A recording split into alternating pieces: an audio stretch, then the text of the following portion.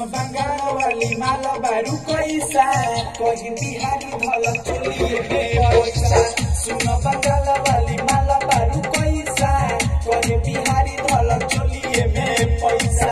चलो जवानी बा सुनो रानी, चलो जवानी बा सुनो रानी, चाहिए माल थोड़ा नीचे के जैसा, नीचे के जैसा, नीचे के जैसा, नीचे के जैसा, नीचे के जैसा।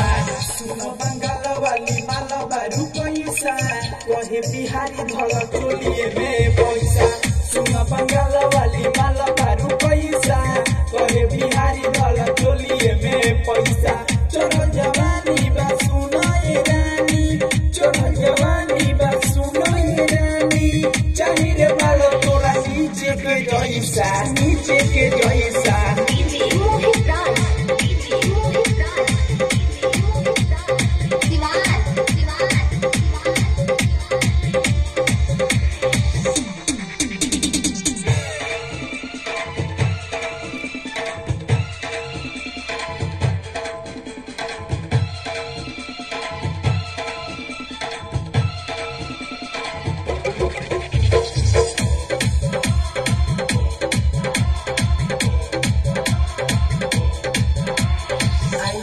सटा पतू नचो हली हली हो, नचो हली हली हो। आइल बारू सटा पतू नचो हली हली हो, तनी सच्ची खादय अपन ओठावा के लाली हो।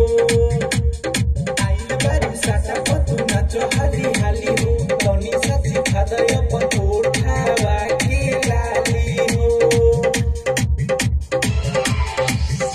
बंगाल के तुमाला बोलो कैसा कहे बिहारी धल चलिए में